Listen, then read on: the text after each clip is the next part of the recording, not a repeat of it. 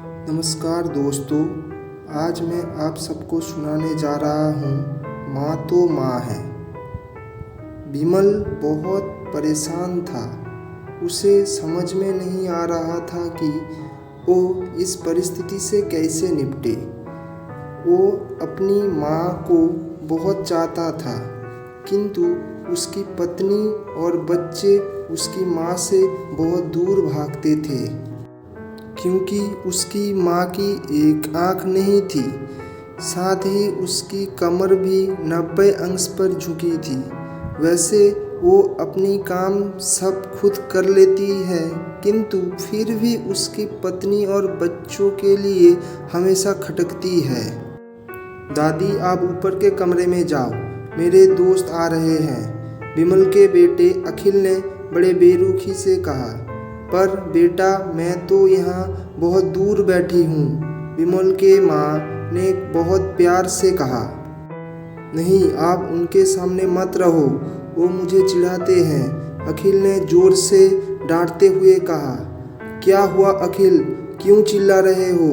विमल के पत्नी कामिनी ने किचन से आवाज़ लगाई। देखो ना माँ, ये दादी यहीं ड्राइंग रूम में बैठे हैं और मेरे दोस्त आ रहे हैं, अखिल ने शिकायत भरी लहज में कहा। माँ जी, आप ऊपर चले जाओ, क्यों हम लोगों को लजबाती हो? कामिनी ने बेटे के पक्ष लेते हुए कहा। बेचारी सरस्वती चुपचाप उठकर जीने के सहारे ऊपर जाने लगी।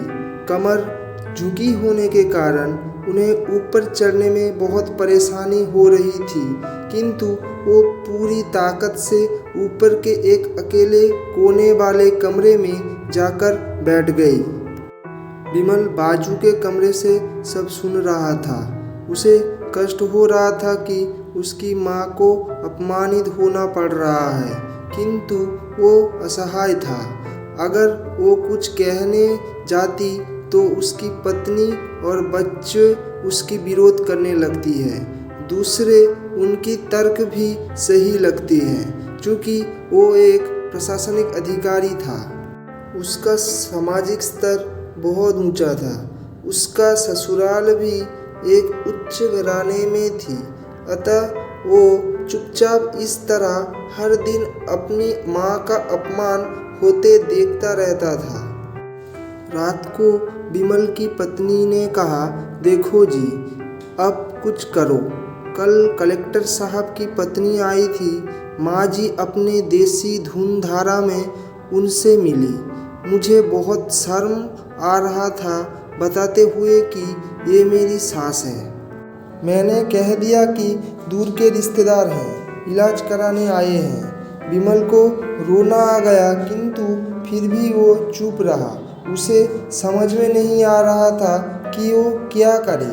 अपने बेटे की मनस्थिति को सरस्वती अच्छी तरह से जानती थी और बेटे को कोई कष्ट ना हो, इसलिए वो हर बात को चुपचाप सह लेती थी। विमल बहुत उदास रहने लगा। आखिर माँ से अपने बेटे की ये हालत नहीं देखी गई। एक दिन उसने अपने बेटे से कहा, विमल, बहुत दिन हो गया है, मैं अपने गांव जाना चाहता हूँ, मुझे वहाँ पहुँचा दो, मेरा यहाँ मन नहीं लग रहा। किंतु माँ, वहाँ तो कोई नहीं है, तुम्हारी देखभाल कौन करेगा? विमल ने आश्चर्य से पूछा। अरे, सब गांव वाले तो हैं और वहाँ भी तुम्हारी मामा जी रहते हैं, और फिर हम सारी व्यवस्था वहाँ पर कराएंगे। कामिनी ने तो जैसी मन की मुराद मिल गई हो। विमल जानता था कि गांव में माँ की देखभाल करने वाला कोई नहीं है, लेकिन अपनी पत्नी की जिद के कारण वो अपनी माँ को गांव छोड़ने पर बेबस हो गया। कुछ दिनों के बाद उसके चाचा जी, जो अमेरिका में रहते थे, वो आने वाले थे। पूरा परिवार और आस पड़ोस बहुत उत्साहित थे। डॉक्टर रमेश ने जैसे ही घर में पैर रखा, सबने मिलकर उत्साह से उनका सम्मान किया। विमल, भाभी नहीं दिख रही, कहाँ है? डॉक्टर रमेश ने पूछा।